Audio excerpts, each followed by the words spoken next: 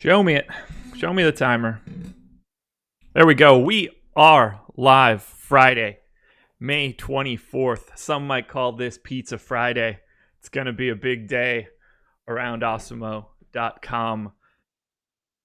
I have been eating some pizza bites today. This is not, this, I'm pointing down, is not Adam. Normally this is an Adam show. But Laffy, you and I got to plow through 14 games today.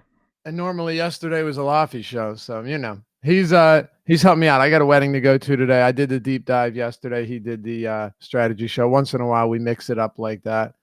I got his wedding's 3 hours away. But I did get a suite, so that should be fun at the hotel room. You know what I mean? I'll make it worthwhile. I said, look, we got to drive, we got to board the dog. We're gonna get hammered. Sure. And we're gonna make use of it, So we'll have fun. We'll make it worthwhile. Because otherwise, she's like, we're not gonna know anyone there. It's my cousin that I haven't seen in like 15 years. Like, who cares if you know anybody at a wedding? It's free alcohol. It's a free mini vacation. You know what I mean? You don't you honestly don't need to know anybody. No, I've had plenty of fun at weddings where I barely knew the bride and groom. Some of them are more enjoyable that way, right? Because you're kind of out of your element, but then you loosen up a little bit. Yeah, you just got to find the people that are trying to do the same thing you're doing. Right. The only unfortunate the only thing I don't like about this wedding is that I'm gonna miss your pizza roll challenge. But I thought you were gonna say that you had to spend time with family, because that's usually, that would have been mine. Well, that's a given. Well, no, see, I don't know most of the people there, so it's a part of my family that we haven't really spoken with in a while. But I was invited, so I'm going. Yeah, I don't blame you. All right, let's hit the quick plugs and then let's get into it, because we've got a ton to talk about, and it's a balanced slate. So we'll be out of here by 11 o'clock. That's the plan. MLB Strategy is the promo code, 50% off your first month with us. Any monthly package you choose, including packages with Fantasy Cruncher. So if you want to check us out, get in and get ownership projections, Alex's projections, rankings, access to Slack, all of our premium articles. You get it all if you sign up with the promo code MLB Strategy, any monthly package you choose. And then we are brought to you, as always, by Yahoo Sports. I've dropped the link in chat if you're looking to sign up at Yahoo. Please use that link. Helps us out a ton. You can use the promo code Awesemo and get up to $30 in Yahoo Sports rewards points. I'm putting it on the screen right now. YSRPs. Get them YSRPs. It's an excellent place to start your day. 10 max contracts, 10 max entries, lower management fees. Today, specifically, the MLB 6K guaranteed. It's a $3 entry, so you're looking at $30 to get in this if you want to play all 10. No management fee whatsoever. If you're a DFS player, you should be entering this tournament first. Full stop. They've already got 1,200 entrants in there, so there's only 800 spots left. This is the tournament you should be getting into. There is no management fee whatsoever. The entire pool is coming right back out. Got to get into it, guys. Can't beat that. Can't beat that at all. It's the best. It is the best tournament on the slate today. Yep. You're saving money, and that's the goal.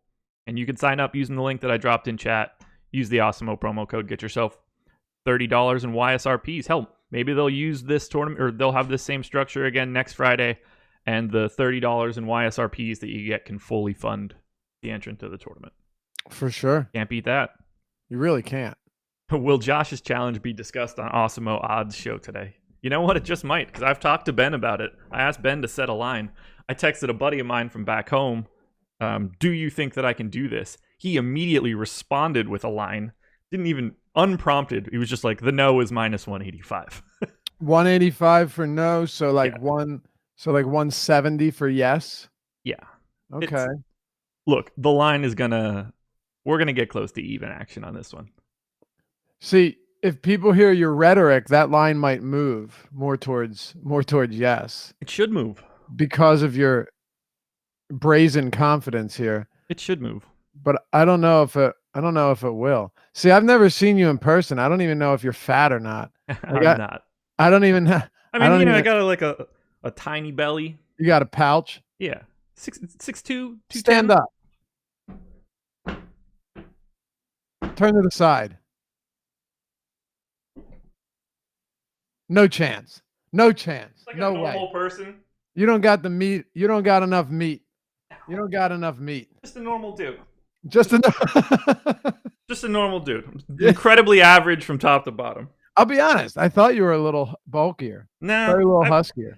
There's been some stretches where, it gets to like the 225 range, and then it's just like, okay, I need to start running again. What are you, 6? You're pretty tall. 6'2", 210. 6'2", 210. Okay. Yeah, I'm 6'1", like 185. So yeah, you got. It's. I'm not in the best shape I've ever been in. I'm not in the worst. Oh well, I'm not saying I'm in good shape. Yeah. I just mean that I guess I have good metabolism. Yeah. I mean, look. I really don't eat all that much during the day. It's basically just like one big meal at night. Right. Yeah, I know. I'm the same way. We'll see if that's if you're going one huge meal at night, you're used to the jamming your face. Yes. The biggest issue really is it's been really nice here lately. So I'm a little puffy because the beers out in the sun in 75-degree weather has been a really great time on the past couple weekends. Sure. It's a tough stretch right now. All right. Well, I wish you the best of luck, man. Appreciate it, man. Appreciate it. I would put it no at it's 100 of them, right? In an hour, 100 in an hour. Yeah, but if I'm not done them in 20 minutes, it's going to be a problem. That's the thing. Your brain takes 15 minutes to know you're full. Yep. I need to get out in front of this thinker. 15 minutes. It might not be. I'll go no minus 140. I think minus 140 on the no is pretty reasonable. That's fair because it's still a lot, and your confidence doesn't necessarily mean 3.25 pounds of food, guys. There we go. Is that what it is? Yeah. Evidently. I mean, it's probably going to be a little bit more than that because I'll be dipping it in all sorts of weird stuff, maybe just to change the flavor profile a little. Wow. And a quarter pound, there's probably like a half pound of food, all in all. No, I have no idea. Never eat one in my life. Saying because the meat, is a quarter pound. So you'd be doing, that'd be like almost 7 of them, I'd say. That can happen too. Okay. Now that I think about it, no, minus 300. What? Minus 300. You think I have no chance of doing this? I think this is going to be very difficult for you. Now that I'm equating it to what other food would look like in a 3-pound form. Yeah. I'll be all right. I'll be all right. Butter you up. You're toast. You'll see it. Everyone will see it. It will live in infamy. So tune in 6 p.m. tonight. Myself, Jake Hari, Chris Baggs, those two. Chris coming on a day off to help the show move forward while I sit and gorge myself. It's the biggest event in Osimo history. All right, let's go. Nationals and Marlins. 4.7 run implied total for the Nats. 4.1 for the Marlins. It's a 56% chance to win for the Nats. So there were 4 or 5 games that I don't have lines to that all just came out basically right now, except for the Dodgers. I just put the lines in on my own, and usually I'm almost on the dot. Yeah, Josh. There were 6 of them this morning. I know there was a lot. So I'm gonna add those as they go in. But Kyle McGowan and Pablo Lopez going here today. I know. By the way, I told Dan yesterday that I think we would see the highest team total on the year today. Before the line on the game came out, I said I thought the Rockies would be 6'7", 6'8". He put them around 6'1". They're at 6'8". I know we'll get to that game, but that's a monster total. Yeah. 6.8 runs against John Mean. I think it's the highest on the year. And if it isn't, it's tied. So I'm throwing that out there because there's a lot of high-end pitching on this slate, and it's difficult to get bats. There are a couple teams that I think will be popular stacks for that reason alone. Yep. And we'll get there. But just keep that in mind as we go throughout the show. Washington and Miami. McGowan, I don't know. I think he probably throws 75 pitches, maybe. Yep. I put him in for 4 innings. Yeah, okay. I think that probably makes the most sense here. It is Miami. They are the worst team in baseball against right-handed pitching, and it's not close. They do strike out at a top 10 clip.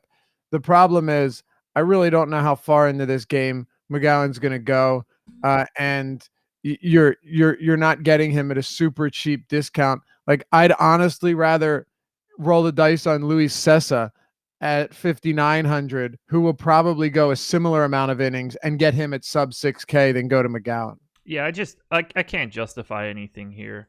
I think Pablo Lopez is fine, but he's 7,500, so there are a bunch of guys in that area that are fine. And I don't think McGowan is cheap enough to really fly off the page. Like, if he were priced, I don't know, if he had John Means price tag at 6,500 or Genius at 62. Or Luis Sessa's price tag. Yeah. Oh, yeah. If he had Sessa's price tag, he would be looking really good. Right. It's a little much. These are guys where I don't freak out if I see their name come up in crunches, but they're not going to come up a lot. No, and it's just like, here's the thing. This is the thing about the Miami matchup. Could he go 6 innings? Yeah, he could go 6 innings and 65 pitches, and nobody would be shocked. It's the Marlins. So keep that in mind. If there's ever a guy that is on a pitch count, or we don't know how many pitches he's going to throw, if there was ever a matchup that you want him in, it would be the Marlins, because they're not going to run pitch counts up. Wait, are you trying to say that it's a good idea to take pitchers against the Marlins? Yeah, how about that? I'm not sure I understand. I mean, if I can't play Jake DeGrom against the Marlins, why would I want this schlub Kyle McGowan? Yeah. But, I mean, really think about it. It's a team that is going to it's simply enough, they're not at all going to run up your, like, they might once in a while, but most of the time you could get a guy that throws 75 pitches on the day and still goes 6 innings. Right. But it's still a risk. There's no question. I don't really anticipate having much there. I don't really think I'll get much from this game. I'm guessing the Marlins on FanDuel will be pretty popular as a pairing with expensive bats and expensive pitching. DK probably a little bit as well. I don't get the sense that the Nats will be heavily owned. Pablo Lopez is good. He's just not like a sexy pitcher to take. Right. I don't have much that I'm interested in here. But like Matt Adams, 2,300 on FanDuel. That's $7 on Yahoo. Probably the only thing that I care about. I don't have much either. Marlins 3.8 pitches per plate appearance this season. Wanted to get that out there, but wait, no, that was last year, wasn't it? Huh? Why don't they have? Let's see, 2019. They've got to be last, right? They've got to be last. They're fifth to last, so they're bad. Yeah. We don't need to do that. We don't need to keep talking about that. No. But I guess all I'm saying is McGowan, we both worry about the innings pitched and the pitch count, but I just think he's hard to project from that standpoint because it's Miami. As far as hitters go, you talked about Lopez. Look, he's not great. He's not terrible. Washington's starting to get healthy though, so I don't really see myself landing on a ton of Lopez. Again, if he's another guy, and I promise you I won't be saying this about most of the cheap pitchers we get to, but if I were to land on a little bit of Lopez, it wouldn't drive me crazy. It wouldn't. I could see Lopez having a decent game, but also keep in mind that Nat Stadium is actually a huge downgrade from Marlins Park. It's played pretty hitter friendly, so Pablo Lopez going from Marlins Park to Washington is definitely a downgrade for him. And if you look at his home road splits, they will highlight just how different he's been outside of that friendly and spacious stadium. Any bats that you would like to prioritize in this game at all? Anybody as a one-off that stands out to you? There's no one I really want to prioritize here. No, it's not a amazing base stealing matchup. Trey Turner isn't really cheap. If anyone, I'd say Juan Soto would be my guy, but I'm not chomping at the bit to get him in the lineups either. Perfect. Moving on. Pirates and Dodgers. 3.9 run implied total for the Pirates, 4.6 for the Dodgers. I actually don't know if that's true. This game still doesn't have a line. Wait, tell me what you have, Matt. Let's see if we come in similarly. I have Dodgers 4.6, Pirates 3.9. I set the line at Dodgers minus 130. All right. I have Dodgers 4.4 and Pirates at 3.8. Okay. So we're not far off here. No. And I have the Dodgers at, I didn't hear what you said you had the money line at. Like 130 or something like that. Something in those neighborhood. I have them minus 140. Sure. So Yeah, we're pretty much in the same ballpark there. So I've got Walker Buehler for the Dodgers, Steven Brault for the Pirates. Think so. I think I think they're just projecting the last time the 5 days ago what it was. Yeah. We're guessing on that one. By the way, making up lines and seeing if you're close is one of the most fun things I do. I love it, except for on days where I have to do 6 of them and then still write the spotlight pitchers. Of course, but it's kind of fun to come back and be like, "Damn, I was spot on." You know? Oh, I love it. But anyway, I don't know if it's going to be brought. I know when I checked late last night and then earlier this morning, we didn't have any confirmation. So I mostly don't even care if it's Brault. I don't either. How do you feel about Walker Buehler here against Pittsburgh? Walker Buehler's a very good pitcher, but we have Blake Snell, we have Chris Sale, we have Robbie Ray, we have Shane Bieber, we have Jose Berrios, we have Noah Syndergaard. Like, you have a lot of pitching on this slate, a lot of pitching. And I just think it gets kind of difficult. Now, is the park in Buehler's favor? Sure. Are the Pirates a great offense? No, but they're also not terrible, and they do have some good bats here. Like Marte, Polanco, and Bell in the top/middle of that order. It's not, they're not a trash team. They also don't strike out a ton. No, they So don't. it's hard for me to justify paying a premium for Buehler, even if he's a reasonable price point, because there are a lot of other good pitchers. So look, Park, yes, check. Opponent strength, check. But but their strikeout rate is towards the bottom, and Buehler's price point is high enough for me to think twice about it. What about you? I feel the same way. On a different slate, I'd have some interest in Walker Buehler. But today, in this matchup, at his price tag, he's really hard to put ahead of Syndergaard, Berrios, Bieber, Sale, Snell. Yep. I mean, Robbie Ray, depending on which site you're playing on. For sure. And look, over his last 4 starts, because he got off to kind of a rough start this season, but over his last 4 starts, he's been north of a K per inning guy. At the same time, though, while he's good at getting strikeouts, you also have guys in the same price range, a little bit higher maybe, that are elite at getting strikeouts. So, that plays into it. And clearly, neither one of us want Steven Brault or whatever it is they're trotting out there, and other than Durapo. I mean, I guess he's the starter, but whatever. Yeah, he's should be the opener. Yeah, I'm good. Same. I don't have. I mean, like, some of the lefties for the Dodgers are interesting. I pretty much always like Jock leading off his clutch. I mean, hopefully it's not Brault and it's a righty that would play into the Dodgers' hands a little bit better.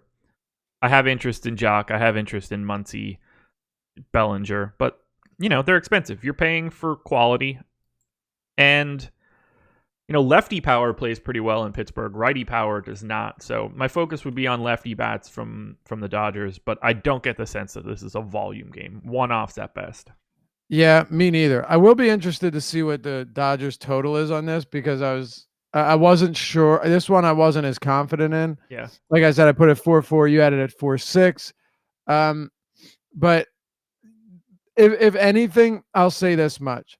There are teams you're going to want to target today because they're cheaper and they're projected to have lower ownership.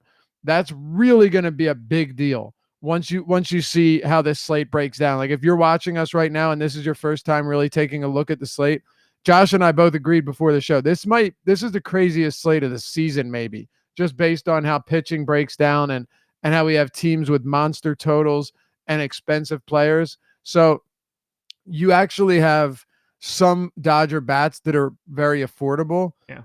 But then you have 3 of them or 4 of them that are super expensive.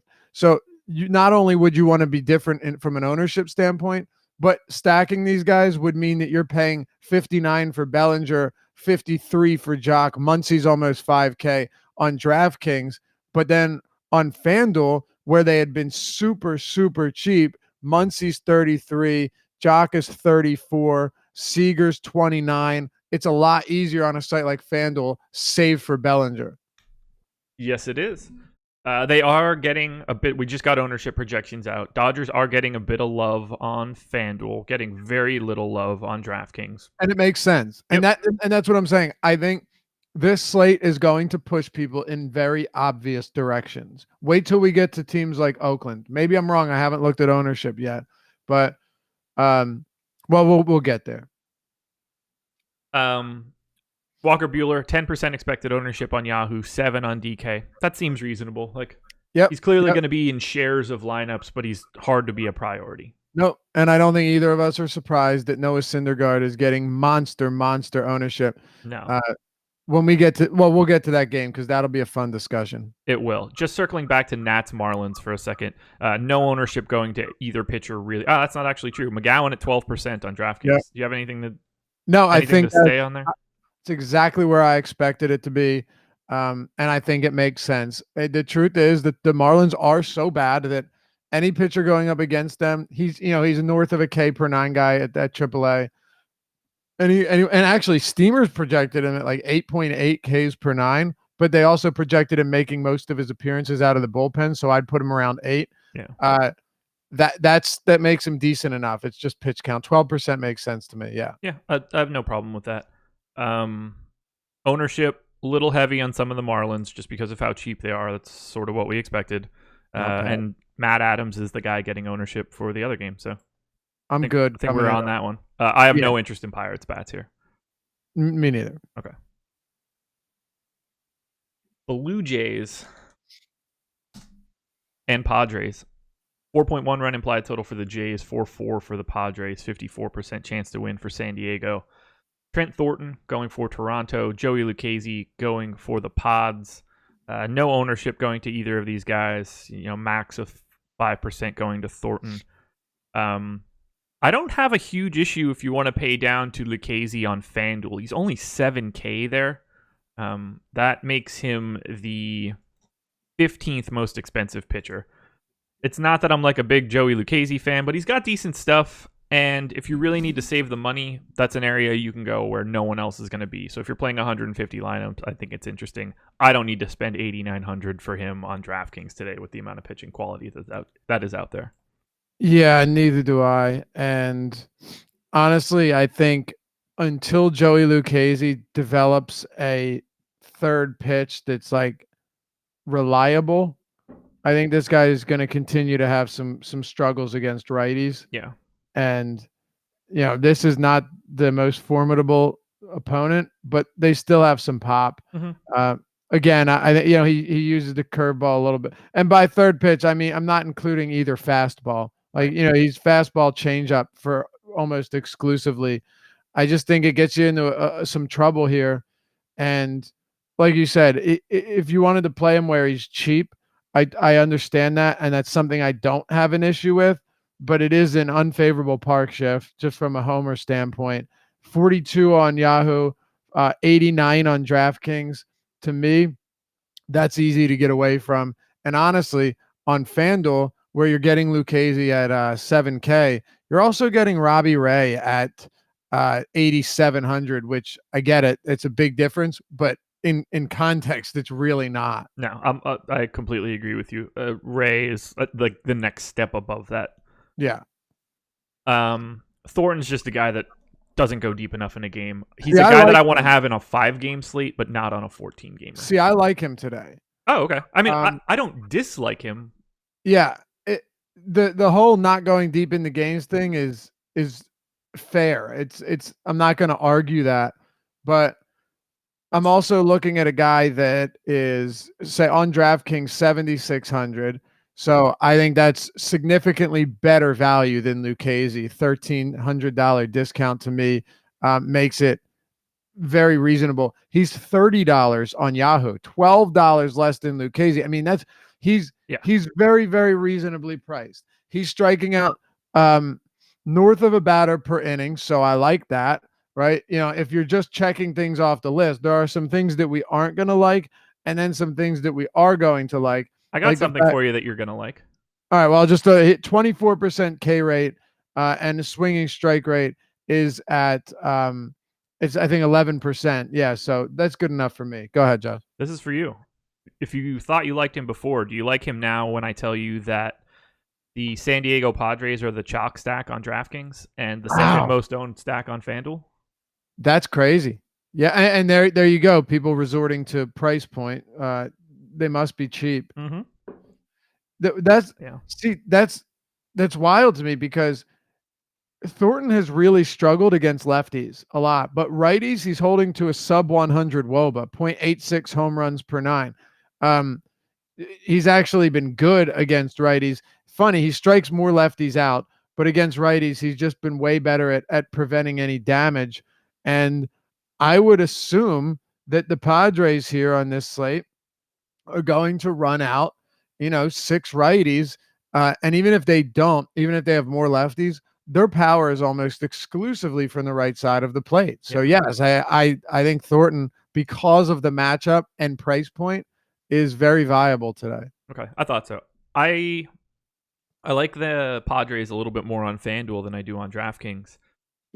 Machado having third base and shortstop eligibility on DK is massive. That is just such a great spot. Like, that makes getting to Padres stacks so much easier. I don't get the sense that I want the Padres as my most owned stack.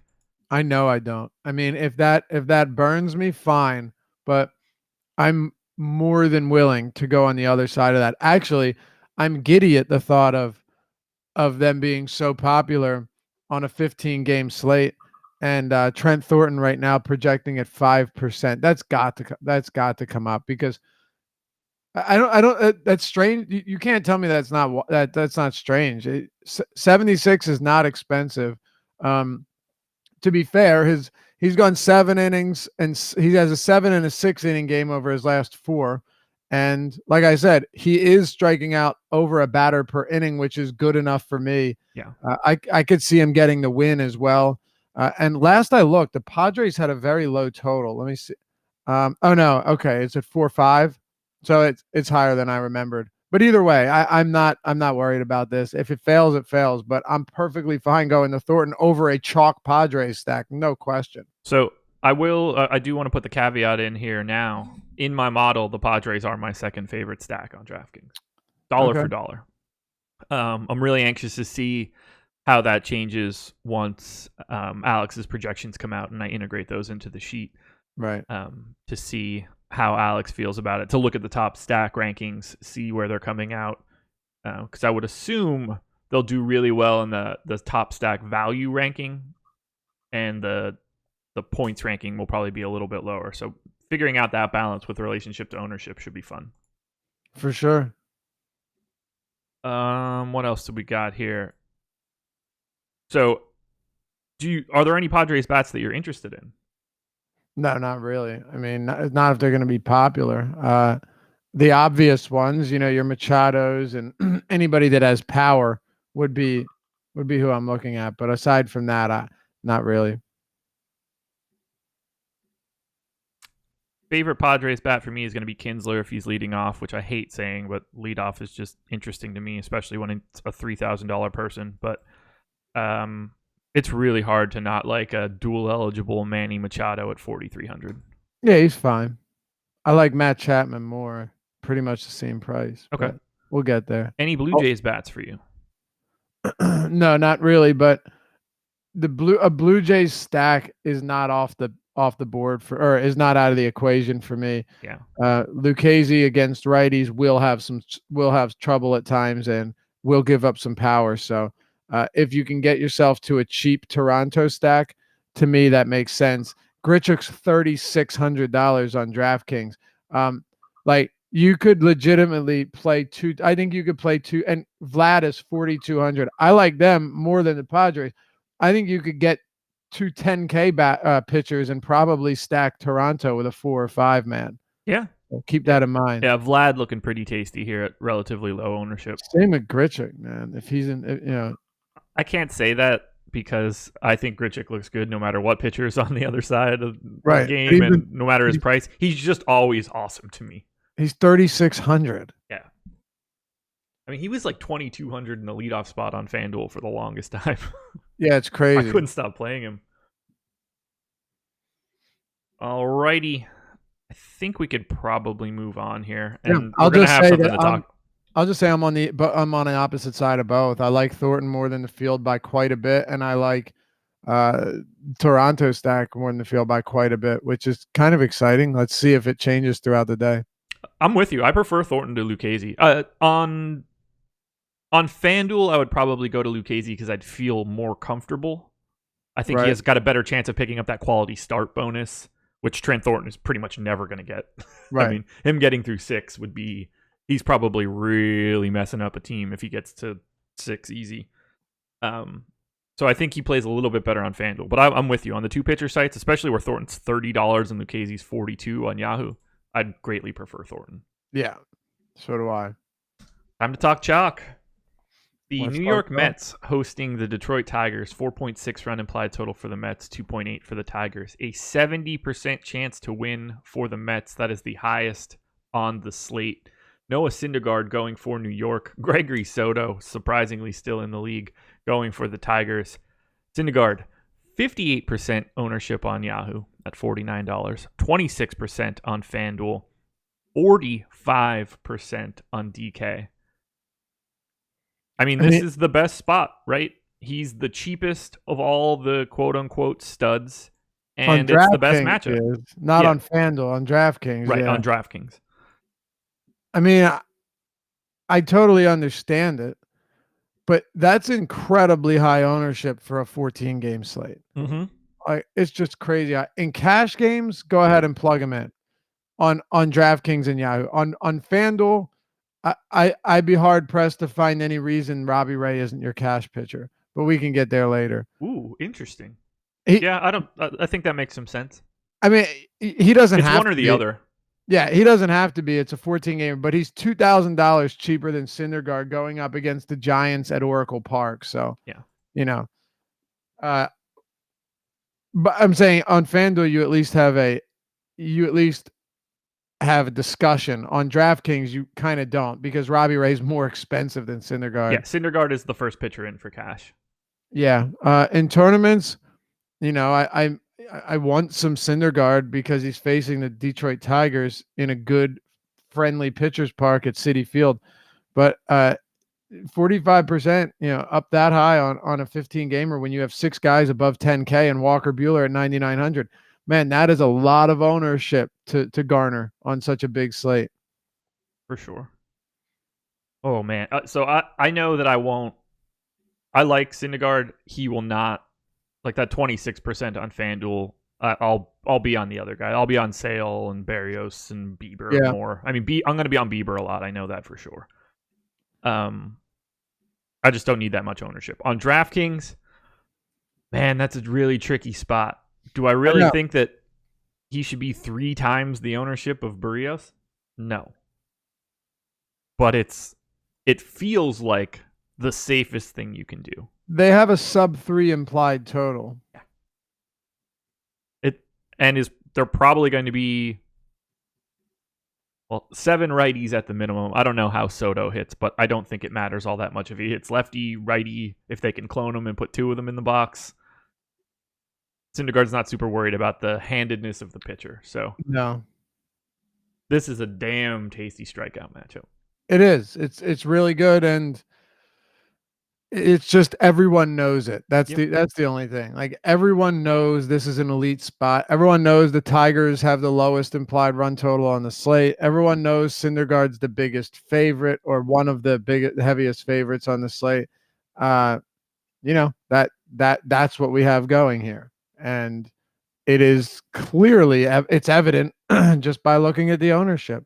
So it's a decision you're going to have to make. In cash games, you don't really have to think twice about it. No. But in tournaments, if you're playing in 3 maxes and you're playing 3 lineups, or 20 max, or you're playing 150, like if I'm playing in a 3 max, there's no way all 3 of my lineups are Syndergaard. You just can't. Maybe one of them, but doing all 3 of that, you're basically, Alex said on the deeper dive, he doesn't mind going chalk with pitcher. And I totally understand that. But I think it's a bit different today when you have so many good pitchers on the mound. I think it's a lot different today, actually. Yeah, I'm really anxious to see how this ownership plays out as the day moves on and as we start to get lineups in. Me too. Yeah, clearly we're not rostering Soto. I can't imagine that either of us have much interest in any Tigers bats, regardless of what Syndergaard's ownership is. He's better than the Tigers. Dude, I'm not. No, of course not. I'm not interested there. There's just, it's not necessary. If there's anybody you like that you think is capable of swiping bags and they're super cheap on a dynamic pricing site, sure, but that's still pushing it, you know.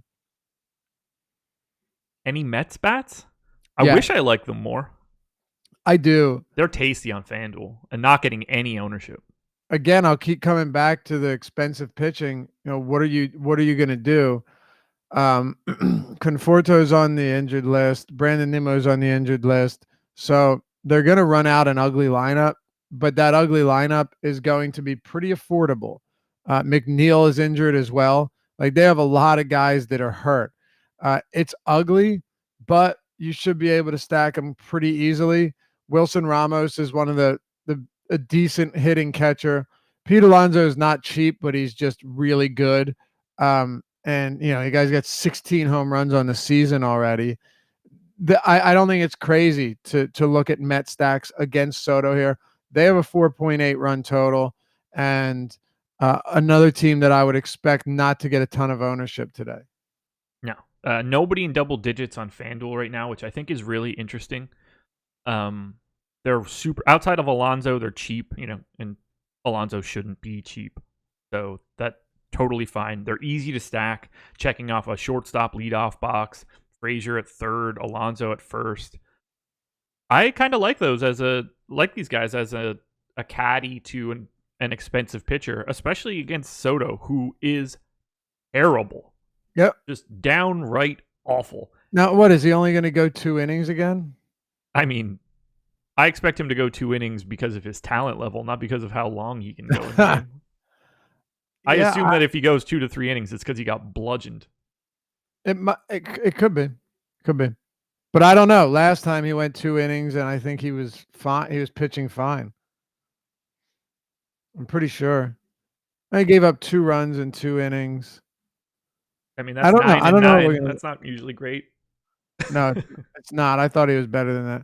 I don't know what they're going to do with him. I guess we'll assume I'd put him for like 4 innings. I gave him 3 1/3, and I hope this projected 8 righty bats, or well, I guess 9. I don't imagine Syndergaard hits lefty.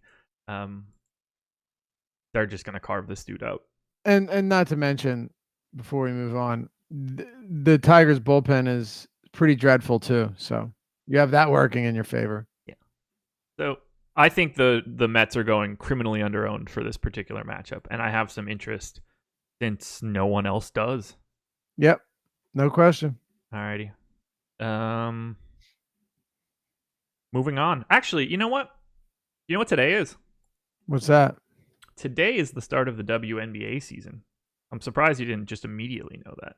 I am shocked I didn't either. I had it marked on my calendar. You know that we offer WNBA stuff? This I did know. Boom. On the screen right now, WNBA pricing, weekly and monthly packages. Alex will have his WNBA projections posted later today, first day of the season. Some excellent tournaments going on. There's a 40K guaranteed, 10K to first going on DK. There's almost 10,000 entries. You should really check that out. If you want to sign up here for the WNBA package, you can use that MLB strategy promo code on it and get 50% off your first month. It's a 3-month season, so that's a pretty big savings just by using that code. So if you ever had any interest in checking out WNBA, you could add that on as a single package if you just want WNBA, or if you're looking to try out multiple sports, you could hop to an all-access package. That MLB strategy promo code will work across all of them for any monthly stuff you want. But yeah, WNBA season starts today. Good tournaments for the opening day, or good contests for the opening day. And Alex's projections will be out later this afternoon. So if you want to check out WNBA, today's the day to do it. Love it. Love it. Let us move on to Indians and Rays. This is a crazy game to me. 3.5 run implied total for the Indians, 4 for the Rays, 57% chance to win for Tampa. Shane Bieber going for Cleveland, Blake Snell going for Tampa. I mean, it's the best pitching matchup on the slate, right? Yeah, it's fantastic. I'm a believer when it comes to Shane Bieber. I mean, I don't see why you wouldn't be. I'm also an OG Snell truther. When everyone said he wasn't going to make it, it's funny how all the guys I was super high on that sucked for a while are on the Rays now. You're a believer. I ride the Snellevator, and I'll start with him. Yeah. I've been using that too long, dude. I like it. Always just the cable snapped when he blew up in the 5th inning, and we're all dead. But we haven't seen that as much lately. No. Blake Snell to me is someone that ownership, and this is something I'll be tracking throughout the day, plays heavily into it. He's at 12% now. Yeah. And Blake Snell is one of the preeminent pitchers in all of the world, man. He's that good. 12%. Let's see if that comes down a bit, up a bit. I'm not sure, but you've got Syndergaard 45, Robbie Ray 19, giving you guys some good info here without having to actually purchase the Awesemo ownership projections, which you can do so by using MLB strategy. Bingo. And get half off your first month.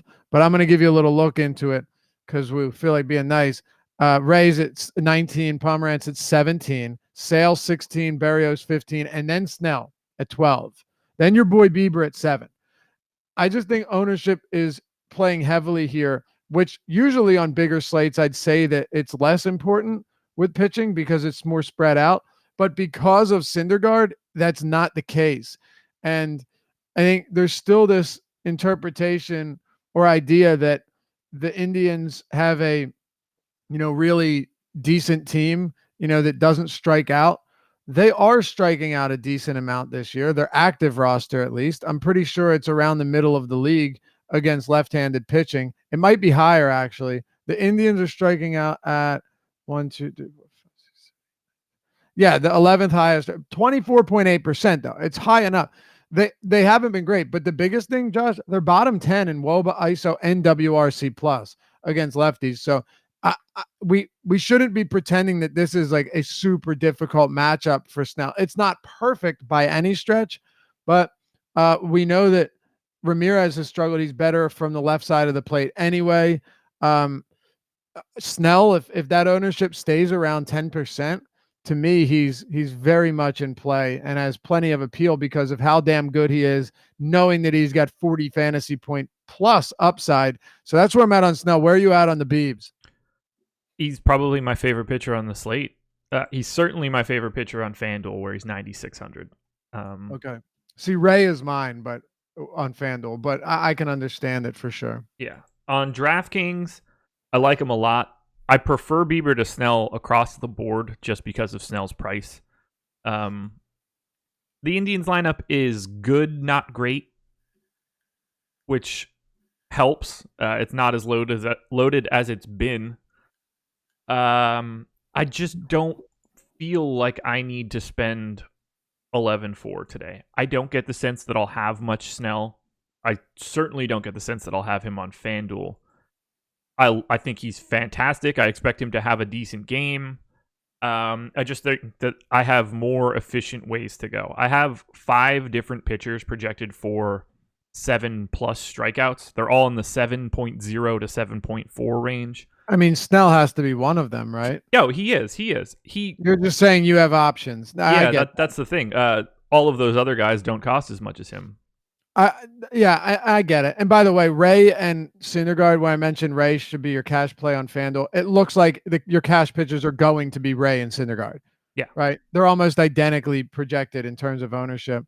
But yeah, like Chris Sale will be the same thing for me. Do you need to get up there? No, but if Chris Sale goes overlooked, I don't care who he's facing. He's good enough to where it doesn't matter. I just feel the same way about Blake Snell. And if I'm paying, if I'm going to the top for pitching, and I get your point, it's well taken. But I also think $1,000 difference in pitching isn't going to make a huge difference today, because whether it's Bieber or Snell and whoever you're pairing them with, you're still going to have a hard time stacking Rockies with a 5-man. Or, it's still going to be tough to stack some of these really popular or really, really high projected teams. So I don't know how much difference it's going to make for me going from Syndergaard to Snell in some lineups, but it really is just an ownership play. And even if Syndergaard has a good game, you can't tell me that Snell or Bieber couldn't outproduce him at significantly lower ownership. And that's what we're playing for. Yep. Bieber's coming off what will probably go down as, I don't know, maybe the best game of the season. I already said to Dan last night, it's got to be the best fantasy game of the year. I mean, Mike Fiers threw a no-hitter, and Bieber still had 11 more fantasy points than him. It got 100 game score on FanGraphs. You don't see that all that often. 15 Ks, no walks, went the full 9. Phenomenal. Didn't give up a run. Phenomenal. Yeah, look, this guy, generally speaking, doesn't put extra base runners on. He's a decent pitcher. Lots of swing and miss in the Rays. He has the ability to go easily deep because of how efficient he is pitching, because he doesn't walk guys. He has the ability to go deeper into games. Outs matter. They're extra points. To be able to get wins and quality starts, like, he puts himself in a better position to do that than most. I have a ton of interest in Shane Bieber here. I think it's the most efficient pricing on the day. I expect him to be, he might not get the highest amount of exposure, but I fully expect him to be the guy that I'm like most over the field on. Most efficient pricing on the day. Wow. Okay. We'll find out once Alex's projections come out, and we'll see if I'm adjusting down a bit. I like him a lot more on Yahoo and on DraftKings. I just keep coming back to that monster discount on Robbie Ray. Robbie Ray doesn't get deep into games, and we will discuss this, but his strikeout stuff is downright elite, and 8,700 to me, not much more expensive than Miles Michaelis seems just unimaginable. But I can tell you this much, from a hitter standpoint, I have no interest here. If you want to talk bats, go for it. I'm not targeting any hitters here, and I don't think on a 14 gamer it's necessary whatsoever. No, there's no ownership going to either side of this game. The highest ownership to any single player on all 3 sites is Travis d'Arnaud at 5%. And that's because he's a $2,600 catcher on DK. And he's trash. No one's getting owned here, nor should they. Both pitchers are fantastic. I don't want any part of it. Nope. None. I'm a big fan of this game. From a pitching standpoint, I certainly don't need any hitting. Neither do I. And let's move on. Moving on. It's, we're wasting time talking about a game that no one's targeting bats in. Yeah, Twins and White Sox, 5.3 run implied total for the Twins, 3.7 for the Sox, 66% chance to win for Minnesota. Jose Berrios going for the Twins, Ronaldo Lopez going for the White Sox. Today is not one of those days where I want to pay for Ronaldo Lopez. Berrios, though. Oh, it's not? When are those days? When he's like 5,900 on like 4 game slates. Yeah, exactly. $49 on Yahoo, $9,900 on FanDuel, $10,200 on DK. He's in that crop of guys that are all priced similar. He's one of the guys that I have projected for 7 strikeouts. Matchups against the White Sox have always been spots where people target. He's in like the 12 to 15% range of ownership on 2 pitcher sites. I like him. I want to have some. Honestly, it's going to take all of the lineup news and line movement to figure out what changes here, but I anticipate having a similar amount to the field as Berrios, as the second cheapest guy in this high tier on DK. Yeah, look, I'm fine with it. Berrios has been markedly better at home for his career. Normally it's not something I pay close attention to, but man, with him, it's been real. Even this year, this year it's a little bit different, but he's still been better at home. He's still getting more strikeouts. The same with last year, still allowing less home runs, still has a lower xFIP. He's a very solid pitcher. The only difference with Berrios, or when it comes to Berrios and other high-end pitchers on this slate, is Berrios is really good, and there's no denying that whatsoever. But he's got a 23% strikeout rate, 24.6 against lefties, 21.7 against righties. He has a swinging strike rate of 10.1%, a sub 30% called plus swinging strike rate. So what I'm getting at here is while Berrios is a very good pitcher, you also aren't getting, in most cases, the same strikeout upside as you are with other pitchers. He had that 10 strikeout game to start the season. Yeah. Outside of that, he has 7 or fewer strikeouts in every start but one, and that came against Baltimore. Ultimately, I like Berrios, and it's a good strikeout matchup, but I'm trying not to weight the matchup too heavily here because there are some stellar pitchers going that even in a slightly less appealing matchup are still better pitchers. Yeah, I don't disagree there. He's probably like 4th of 4 for me, so he's another guy where I'm happy with any real number of, like, any volume that I get of him. I'm cool. If I get him, I don't have a problem with it. I think we both know that. And dude, could he go out there and throw a complete game shutout against the White Sox? He could. He definitely could, and he's done it before. Yeah. But if Berrios goes 6 and Ray goes 6, there's a very good chance that Ray has more fantasy points simply based on his strikeouts. Or if both of them allow 3 runs, Berrios probably has fewer than fantasy points than Sale or Ray because Ray can mitigate some of that damage with the Ks. Berrios can, but not nearly as efficiently as somebody like Ray or Sale or Snell or even Bieber. Do you want to target some Twins bats because they're not getting much ownership right now? I got out of my hockey game on Wednesday night, and I had my lineups going, and they were looking good. I was in good shape, not to take anything down, but to have a good night. Sure.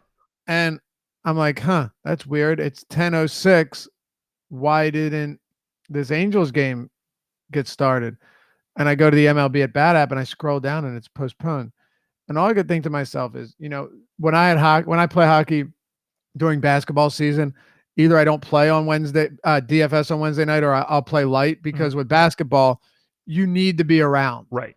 With baseball in a West Coast game in LA or Anaheim, like seriously, you're a percentage guy. It's a sub 1% chance that game ever gets postponed. I blew my mind. That's why Right? Alex made his tweet and said that he'd be willing to eat 100 pizza bites if it got canceled. Oh, did he? I missed that. Did he say that? Yeah. I mean, Josh, the fact that game got postponed is, to me, mind-blowing, and it sucked because you couldn't swap to anyone. I couldn't. And even if you wanted to, the only game would have been if you were around, would have been the Giants and Diamondbacks. So pretty miserable. But I definitely like some bats here. Ronaldo Lopez is not good. Like you said, are there times where you might end up targeting him? Sure. But the Twins have a 5.3 implied total here. Very nice.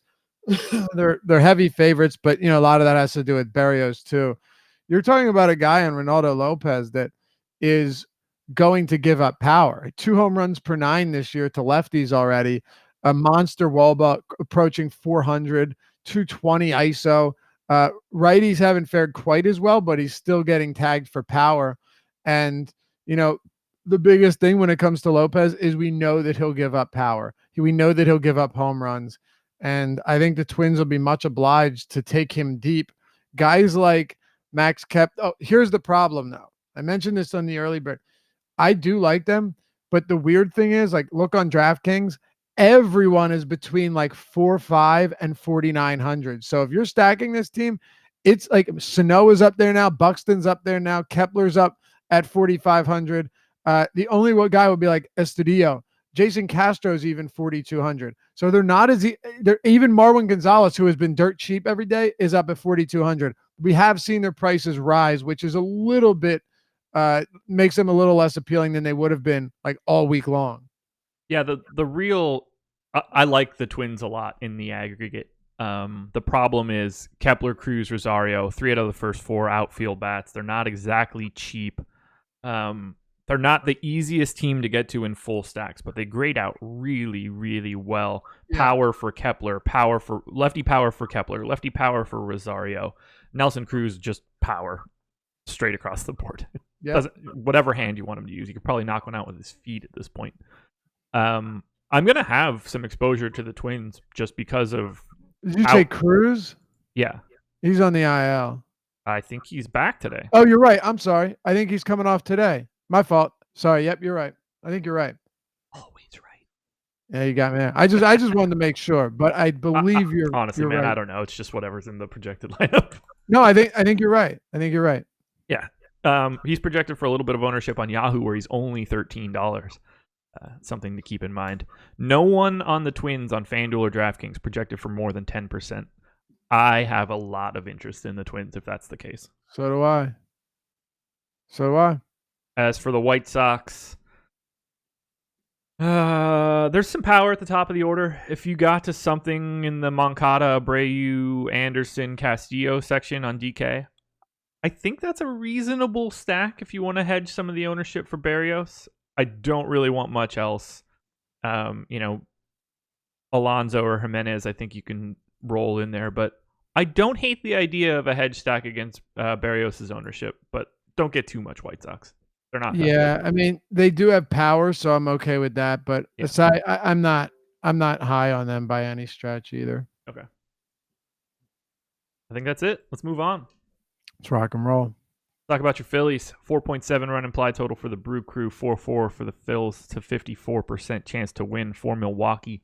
Chase Anderson going for the Brewers. Jared Eichhoff going for the Phillies. Neither pitcher getting any ownership whatsoever. Do you have any interest in either guy? Pitching, no. No, I don't. Okay. Eichhoff has good. Eichhoff has good stuff. Very good curveball. But I just don't believe that he's harnessed it yet and really is going to be capable of utilizing it and giving us good outings one after another. If Yelich is out of the lineup, you could convince me that it makes sense. But one, I don't see Eichhoff going deep into games on a regular basis. I know he's done it a couple of times this year, but one of them was against St. Louis. One of them was against the Marlins. And you're not getting him at a big discount. Like I'd probably rather just take similar chance on Trent Thornton. But ultimately, if Yelich is out, yes, it makes a difference, but it's not and it's a big difference, but it's not something that's enough to push him over the top for me. Eichhoff, if he was cheaper, if he was around the 7K, 7,500, then I would definitely have more interest, but not above 8K on DraftKings or on Yahoo or on FanDuel. 10 minutes on Bieber and gloss over Twins versus Ronaldo. Said I love them, and I'm going to have a bunch of them. I named a couple players that I liked. What else could we do there? I don't think we glossed over anything. I think we said it's one of. I'm not entertaining that. Bad. You literally just sat there. Okay. I don't get it. I don't want any part of pitching here. Brewers right now, number 4 stack on both sites. Lineup will be interesting, but I want to have a bunch of Milwaukee here. They're not getting any ownership really on DraftKings. Give me Yelich, give me Moose Tacos, Grandal, Eric Thames. I just want to have Milwaukee. I talk about it a lot, but getting Milwaukee at home is always interesting to me. It's a fantastic home run park. I'm not the biggest Eichhoff believer. He's an average pitcher to me. I just want to bet on power, and I especially want to bet on power when no one's touching it. They're tough to get to because of the way pitching is set up today with how expensive it is, but I will prioritize getting some Brewers stacks today. I'm perfectly fine with it as well. If Yelich is out of the lineup, it's a bad thing and it's a good thing. It's a bad thing because he's your best hitter and he is crushing the ball with 19 home runs this year, 15 of them at home. But it's a good thing because you're going to get a cheaper bat that's going to replace him. But, I'm assuming Braun is back in the lineup. Yeah. Either way, this is a boom or bust stack because guys like Eric Thames will strike out a lot and just have some miserable games. Mike Moustakas has been a monster this season. I actually like him as a one-off, even if you're not targeting Milwaukee stacks. I think Mike Moustakas is a perfectly reasonable one-off in a good spot. But Yelich plays pretty heavily into this. We'll see how it plays out. I do like the Philly bats too, though, honestly, just because I expect ownership to be non-existent here. The problem though is these guys are really expensive, so you're gonna have a tough time getting there. McCutcheon's price is up. Gene Segura's at 5K.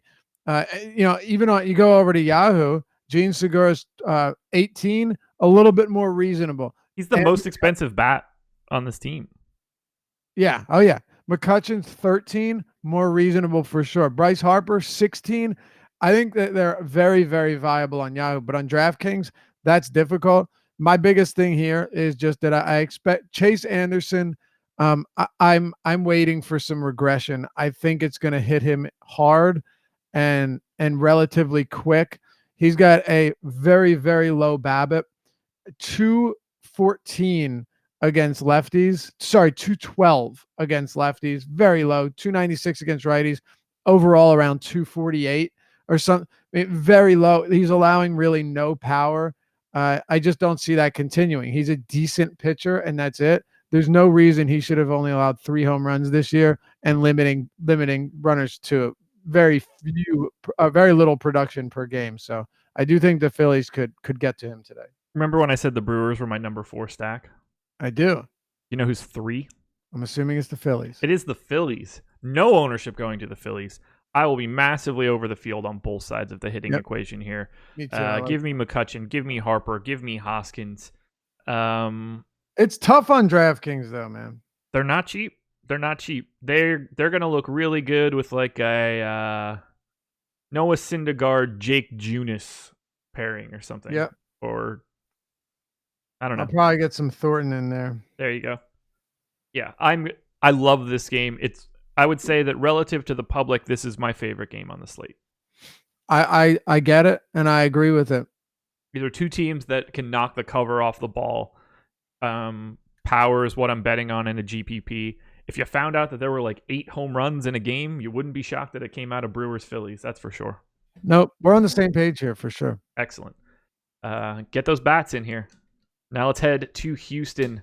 Astros and Red Sox. Stros 4-run implied total. Red Sox 4-6. It's a 57% chance to win for Boston. Hit that like button while you're here, by the way, and subscribe to the channel. Helps us out a ton. Wade Miley going for the Astros. Chris Sale going for Boston. I can't imagine either of us are trying to play Wade Miley, but Chris Sale, $51 on Yahoo, 10-8 on FanDuel, 11-2 on DK. Mid-teens ownership on the 2-pitcher sites, 8% on FanDuel, where he is the second most expensive pitcher.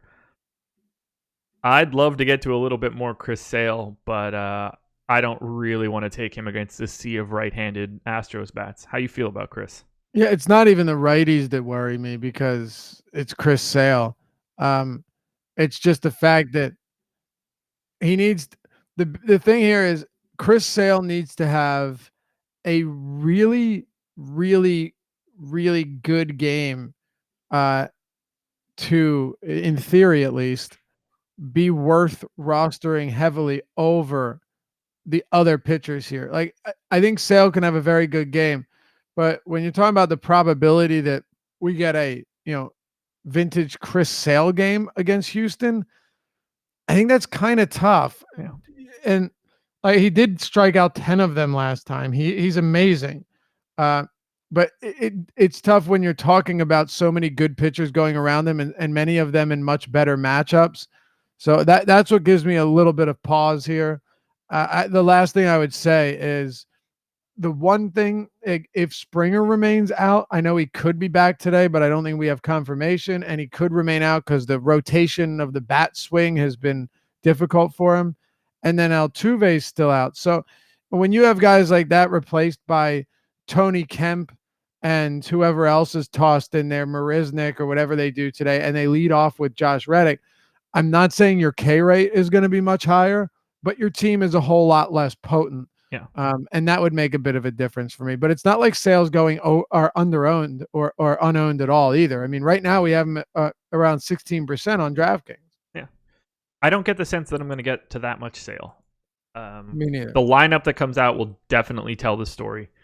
If they do have Chirinos and Marisnik at the bottom, massive strikeout guys. If Springer is out of that lineup and they're replacing him with someone else, it's going to change up a little bit. You're pulling out a quality bat for someone that's definitely not as good as George Springer. Right. So Sale could look a lot better as the day goes on. He's back in that mode where, if I get to like 10, anywhere in that 10 to 20 range, boom, I'm in. He's Chris Sale. You're never just like, oh, that sucks. That's exactly how I feel about Blake Snell. Yeah. So I don't even have to really elaborate on it. You feel the same way about Sale as I feel about Snell. And I feel that way about Sale too. It's just they're two elite pitchers who can post elite performances no matter who they're facing. It's pretty simple. Once we start getting some of these lineups, I'm really anxious to get Adam's take on the deeper dive for hashing out all this pitching. Yeah. So tune into that later today, 4:45 p.m. Eastern time. Do you imagine getting to any bats here? I like the righties at the top for Boston, but kind of pricey as per usual. I don't anticipate getting to much here, honestly. I think I have respect for Wade Miley. I mean, clearly Boston has the advantage here. Yeah. You know, they're still the better team. You know, they're better hitters than he is a pitcher. But we've got 14 games. We've got 28 teams on the board. Wade Miley is not one of the worst or the worst pitchers going today. So could Boston come out and just throw down an onslaught of home runs? They could, but I don't love the matchup. No. And you have to pay for them. Also, I think we'll see if Martinez is back. But really, when you're getting to Boston, once again, I hate to keep bringing this up, but it's important that the price of these guys, Moreland and Chavez, are both 5K. Mookie's 5.2. Martinez, if he's in the lineup, is 5.1. Damn near impossible to get their best hitters all in a lineup together. Yeah, they're going to be smaller stacks or one-offs. Obviously, no one's going to have any problem getting to like a one-off bet. I think Steve Pearce is interesting, righty-lefty matchup, 3K on DK. That's a guy that you can get for some a cheap power flyer. They're just really hard to 5-man or 4-man. The thing is, if I'm going to be one-offing like really expensive players, I'm assuming a lot of it's going to be the Arenados and the Stories. Yeah. You know, and probably if he's in the lineup, the Yelich's as well. But I just that's the problem. Even if you're 5K plus guys, I don't have Boston at the top of the one-offs. Yes, I'm recording, wife. They're not here. Love you. Bye. Me too, bye. Sometimes you got to take that call downstairs. Oh! I was like, why would they not be home? Nah, she's in Charlotte right now, so not paying attention to the clock, evidently. Yeah, nice. Surprised you picked up. She was FaceTiming, so I just wanted to make sure that she wasn't like dead. Ah, I see. Well, yeah. Tell her I said hi. I'll let her know. Yeah, you don't have to do that. Okay. She'd appreciate it, I'm sure. I'll tell her then. Tell her. Steve Pearce, 2,300 on FanDuel, I think is a very interesting one-off bat if you want to get some piece of this game. Perfectly reasonable play. 3K flat on DraftKings is also very cheap. Yeah. Just a rule of thumb, hitters that are bad without the platoon advantage, terrible, you know, like Logan Forsythe for many years was, but then great with the platoon advantage like he was, like Steve Pearce is. Generally, their pricing is very bottomed out, is very depressed everywhere because they're so bad against same-handed pitchers and their platoon, so they aren't in the lineup all the time. When they face a lefty like Pearce, they're going to be very cheap and have a very good matchup, and it makes them that much more appealing because they're way better from or against the opposite-handed pitching. So Pearce, because of that, gives us very good value today. One of the better value plays on this entire slate, I would say. Agreed. But that's all I got from this one. Adam just dropped a fun bomb in the premium baseball Slack. You should check that screenshot out. Let's move on, though. Cardinals and Braves, 5.2 run implied total for the Cards, 4.3 for the Braves, 59% chance to win for St. Louis. Miles Mikolas going for the Cardinals, Mike Foltynewicz going for Atlanta. Today does not feel like a faulty day. No real ownership going to Mikolas, except for on DraftKings, where he's at 11%. He's 7,300. And I mentioned him actually in Spotlight Pitchers today. I'm not the biggest fan of getting to him. He doesn't really have much strikeout stuff. It's not even a really great strikeout matchup against the Braves. But he's 7,300. He's priced as the 18th most expensive pitcher on the slate. And I think that he has the ability to be efficient and go deeper into the game. I don't like that he's at 11%. I was hoping that he would just go unowned and I could have a couple shares of him in 150. Do you anticipate getting to any Michaelis, or would you rather go to a bigger strikeout arm? Strikeouts don't always matter to me as much depending on the matchup. Like Soroka against the Giants. I've referenced that a bunch because a lot of people didn't like him for that reason, because of the Ks. But if I think they can go deep into a game and keep runners off the bases, then I'm more willing to do it. I'm more inclined to go there. With Miles Michaelis, man, it's not that he doesn't get many strikeouts. He doesn't get hardly any at all. I mean, 16.7% strikeouts against lefties, 15.5 against righties. On the bright side, he doesn't walk a ton of batters, which is good. Yeah. But he has a 7.5% swinging strike rate. That is the fourth lowest on the slate, ahead of only Gregory Soto, Mengden, McGowan. Two of those guys, three of them who have really hardly pitched at all. So, I mean, I just don't think I get to a lot of Miles Michaelis. I get what you're saying, and it's possible that he can go deep into this game, but I do have some respect for Atlanta. I don't think they're terrible, and I'd probably end up going elsewhere to a couple of other pitchers in the same price range. Yeah, I get it. I don't get the sense that I'll have much now that I see his ownership. I'm actually more likely to get to the top of the Braves stack just because of it, at least on DraftKings. I could see that. Michaelis against lefties we know that he struggles against lefties too, particularly bad this season. 2.59 home runs per 9, and he doesn't miss bats, so they're going to put the ball in play. I don't really have any other takes in this game. Carpenter and Goldschmidt are chalky on DraftKings. There's no surprise there. They kind of are all the time. Pricing looks good. I don't really want to full stack either side of this game. I think both pitchers are good enough. Yeah, I don't know what's wrong with Fultonevich this year. Yeah, it hasn't been great. It's funny, though, because regression was due. He was due for regression, no question. I'll tell you why. He has the same exact swinging strike rate as he did last year, except his K rate is way down, which makes sense. There's no reason he should have struck out like 28% of batters with a 10% swinging strike rate. He did a good job when he was ahead in counts last year, got a bunch of called strikeouts as well. Fulty clearly isn't as bad as he's been this year, but I'm just not sold on him. I'm also not sold that he's pure garbage either. So just on a 14 gamer where we have options, I'm with you. It's a tough one to really get high on from either side. I don't have an issue with one-offing like Freeman's, God, see, a lot of these guys are going to cost you a ton. Matt Carpenter is always fine. Your regular one-offs, like you said, if you landed on some Goldschmidt at 4,100 on DraftKings, I know that he hasn't been great, but you're not going to complain about that. But all in all, a full stack is hard to get to. I'm with you. Let's move on. That's not where you type that at all. Royals and Yankees. Royals 4.7 run implied total. Yankees 5.3. 56% chance to win for the Yanks. Jacob Junis going for Kansas City. Luis Cessa looking to be the guy coming in for the Yankees.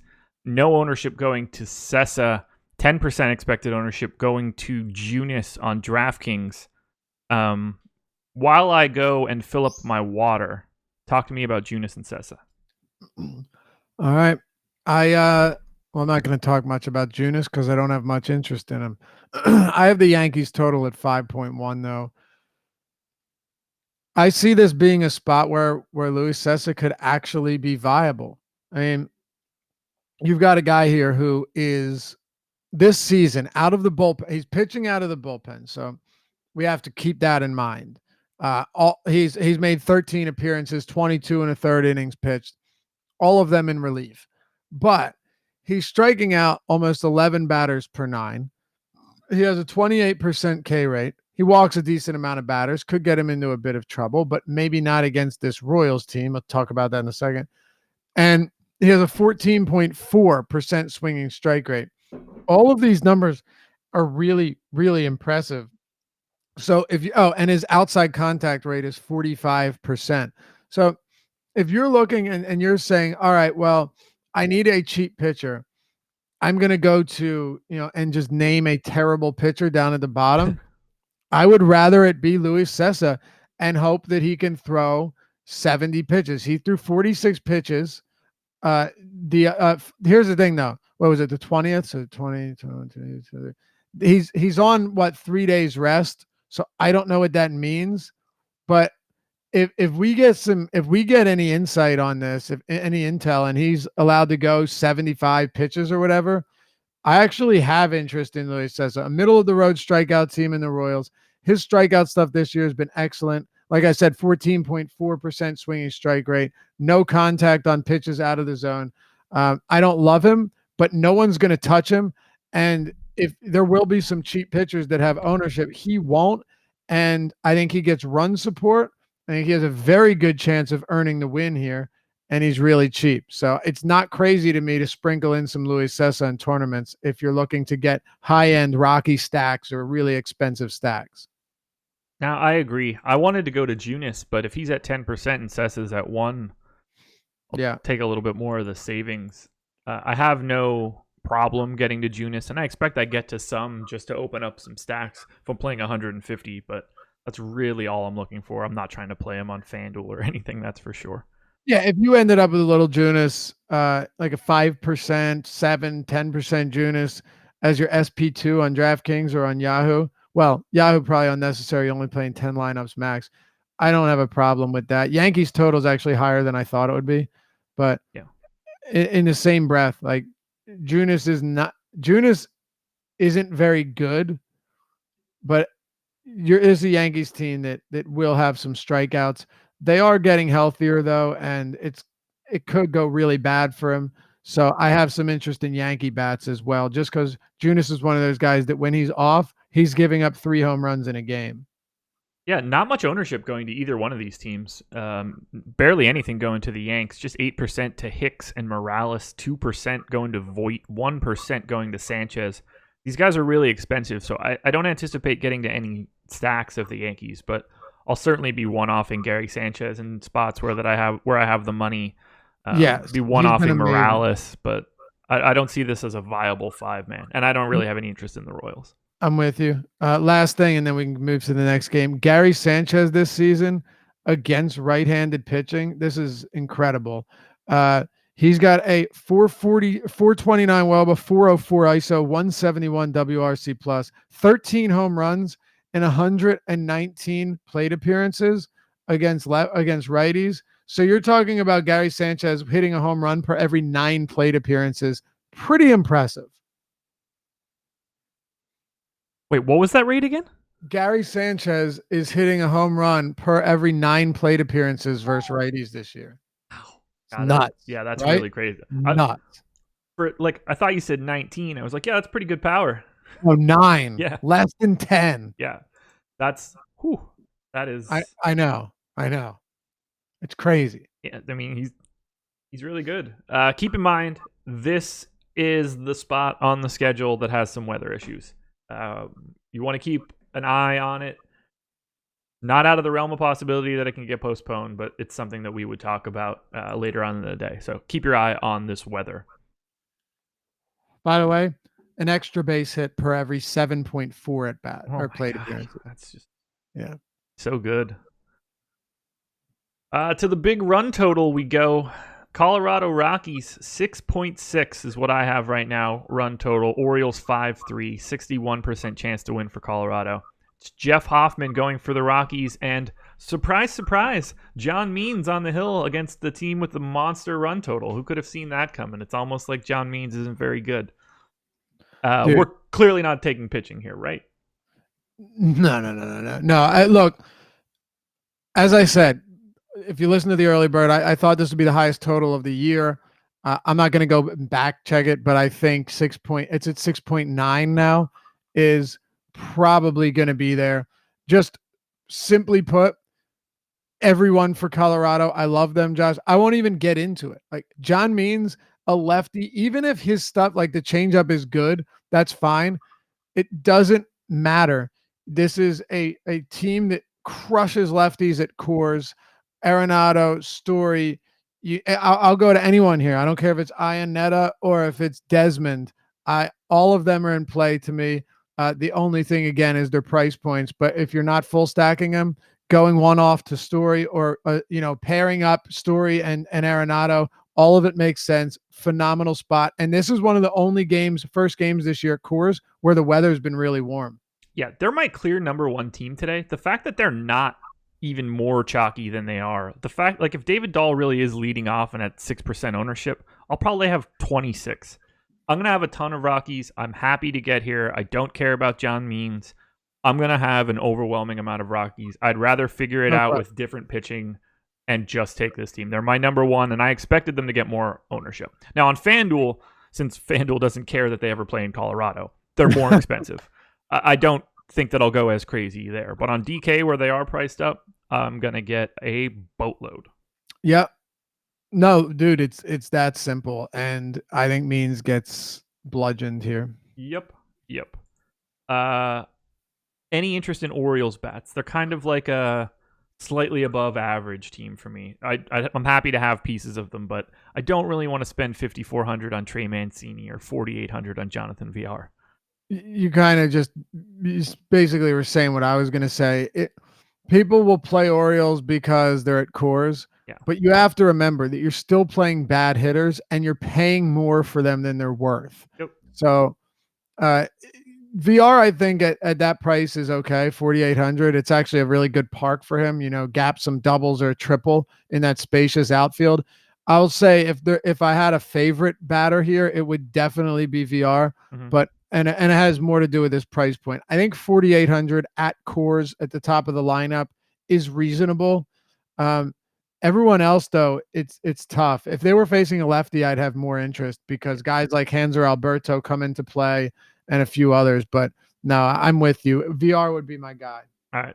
I like Chris Davis. $10 on Yahoo, 3,200 FanDuel. Oh, I forgot about Davis. He's the best play on the Orioles. I'm sorry. I forgot about Davis. He's him in VR. I'm with you. Yeah, look, I love the Rockies. Get as much as you can on DK since they're expensive. On FanDuel and Yahoo, they're the chalk for a reason. It's the best spot to go. If you're using them, make sure that you're adjusting somewhere else to get a little bit different. Use a low-owned guy in your stack to try to be a little different. But it's a Coors game for a reason. They have a full run above every other team. Amazing. And it's justified. Yep. A's and Mariners, 5.2 run implied total for the A's, 4.3 for the Mariners. If you want to see something really funny A's related, the Lonely Island guys put out a rap poem about Jose Canseco and Mark McGwire, and it's on Netflix right now. It's like 30 minutes long. Go out of your way to watch it. It's hysterical. Okay. Andy Samberg is playing Jose Canseco, and it's fantastic. I'll check it out. Daniel Mengden going for the A's, Wade LeBlanc going for Seattle. I have absolutely zero interest in pitching on either side. As for the hitting, A's coming in as my fifth best stack on FanDuel. They're like 7th or 8th on DK. No real interest in Mariners. You could always talk me into someone like Vogelbach, but they're a really difficult team to stack. Any pitching for you? Oakland is no pitching. Mengden just doesn't miss any bats. Nope. And on a slate like today, I don't think you need to sacrifice any of that for a decent at best pitcher against the Seattle team that still has plenty of pop. But it seems as though I like Oakland a lot more than you do for DraftKings. And here's why. They are way cheap, especially if Chris Davis is in the lineup. Now, I don't know what ownership's going to look like. My assumption is that you will have some ownership here. It looks like that. And that makes sense. Like Chapman and Davis are up there. But I mean, look at this. Davis, 4,200. This is DraftKings. Mind you, this is where like every Twins batter is almost 5K. Canha, 42. Piscotty, 37. Depending on what Pinder, if he's in the lineup, 38. And this is against lefties. They're destroying lefties this year. Destroying them. And not just one or two, but a lot of these guys are crushing them. They're also striking out at one of the lowest clips against lefties. Let me keep going. Semien, 4K. Chapman, 4,300. Murdering lefties this year. And it's not a surprise. He should. He's a very good hitter, especially with the platoon advantage. Profar 39, Matt Olson. I don't care if he's a lefty, 43. I'll even give Fegley some love. This whole team stacks well. And the thing I like most about it is you have MPE on guys like Canha, so you play him in the outfield if he's in the lineup. Pinder has multi-position eligibility. They just, all of these guys, no matter who's in the lineup, they stack well. They're all low 4K or high 3K, and they're facing a guy in LeBlanc who's not very good. They have a total above 5. Yeah. I don't care if the park isn't great. The thing about Oakland is you can see an onslaught of home runs here, and we've seen it a lot. This is a team that when they start hitting, they all go off, and they're really cheap. So, yes, I like Oakland a lot. I think it makes it very easy to get the high-priced pitching, but I also think it'll be popular. Yeah, I don't want to undersell them. They were 7th for me, which is pretty good out of 28. Really like Semien, Chapman, Pinder, Davis. Davis getting some love, 18% ownership on DraftKings right now if he's back. 4,200. Yeah, he should be 18% owned. I'm with you. I expect to have Oakland stacks where they're at right now, which is like 8% aggregate ownership. I get the sense that I'll be in and around there. I want to have shares here because there's a lot of power at the top of this order. A ton of it. And cheap power.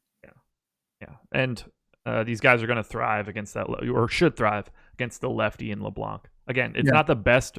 I mean, it's not a great power park. Stacking Oakland against LeBlanc, or stacking Oakland against lefties, though, has been very fruitful. Yeah. And LeBlanc, 14% K rate against righties. Get this, he's faced 70 of them. He's allowed 6 home runs, over 4 home runs per 9 on the season. Obviously, it's a small sample, but just understand that a spacious park will not keep the ball in the yard when LeBlanc's off of his game or even on it. No, it will not. 2 games to go. Angels and Rangers. Angels 5.1 run implied total. Rangers 4.3. It's a 59% chance to win for the Angels. Griffin Canning going for the Angels. Drew Smiley going for Texas. Clearly, we're not rostering Drew Smiley here. Canning 8% ownership on Yahoo. 12% on DK at 8,600. Now, I know that Texas is a fantastic strikeout matchup, but I don't really get the sense that he's a guy I want at 8,600 today. Am I missing something?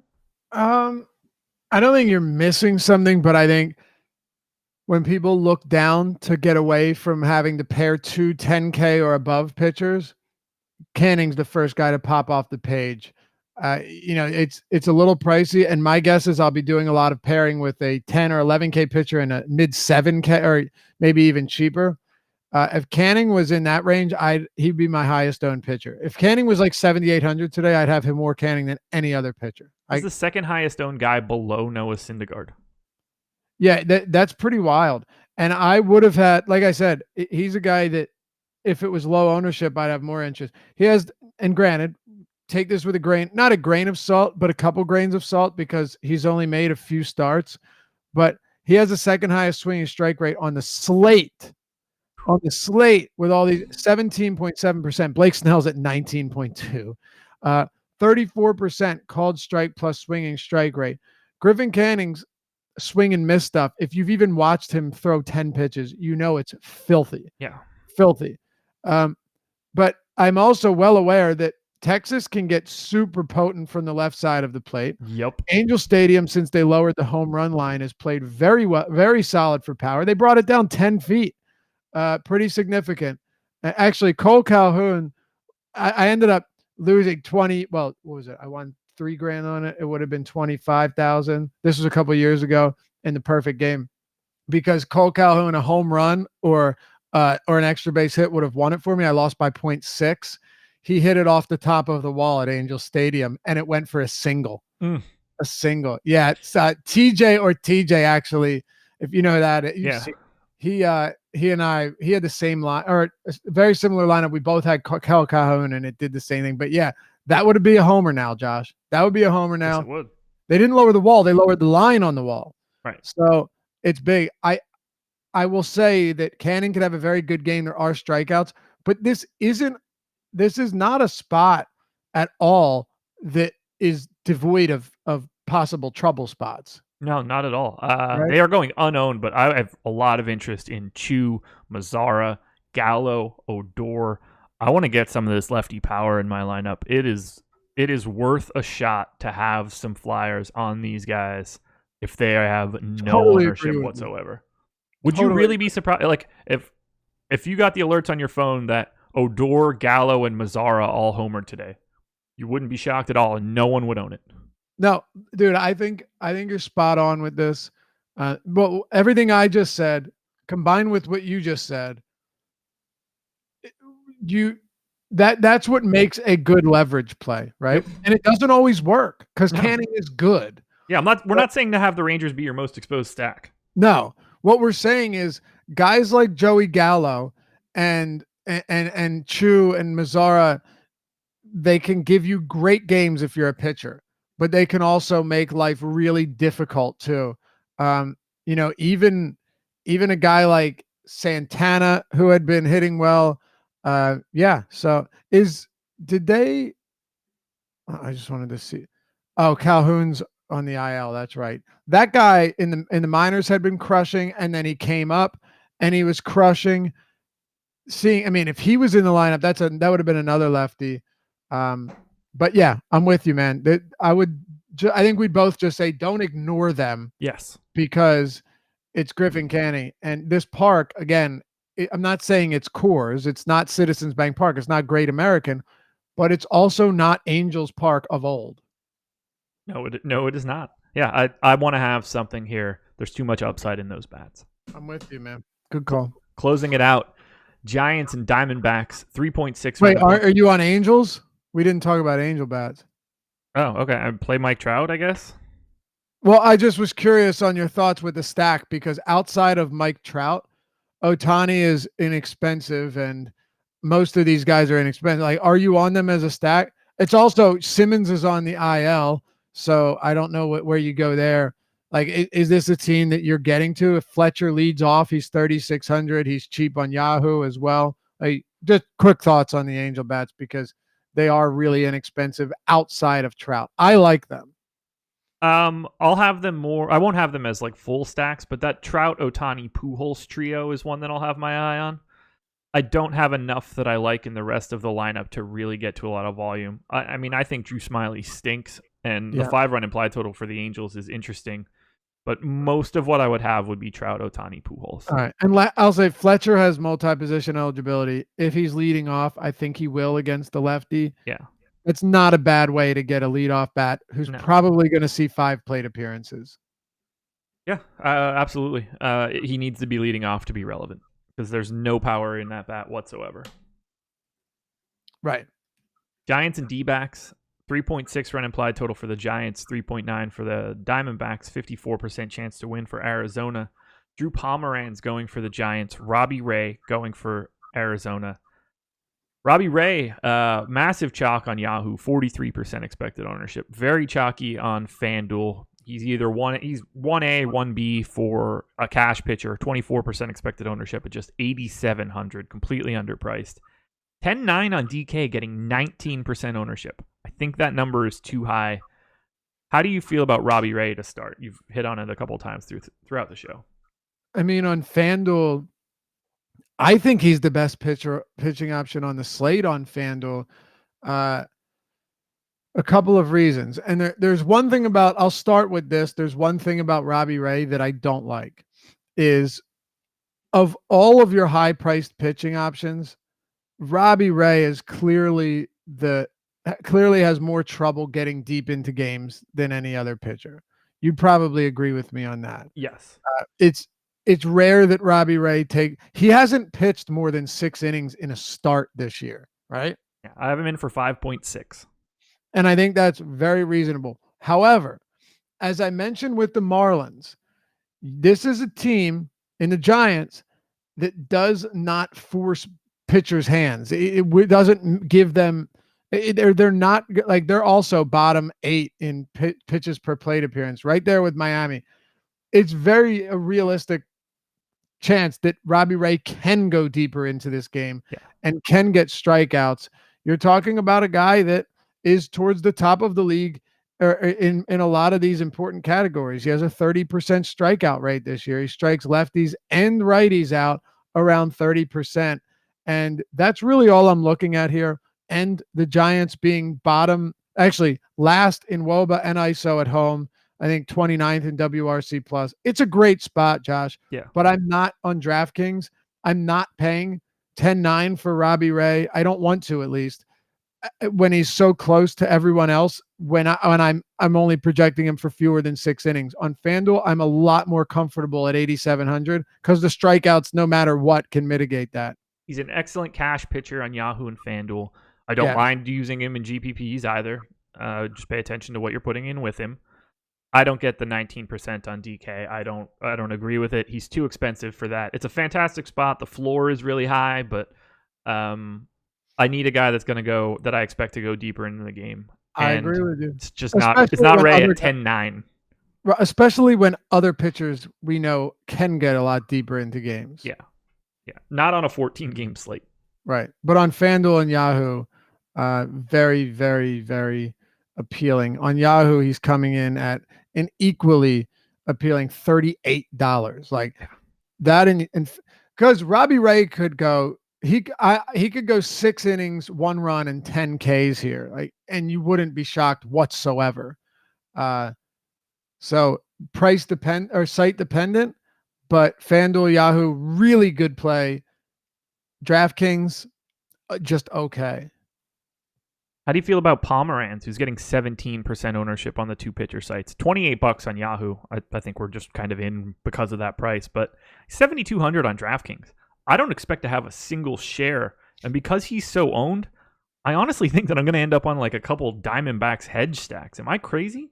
Yeah, no, I'm 100% with you on this. I mentioned to Dan last night on the early bird that I expect Pomeranz to have quite a bit of ownership.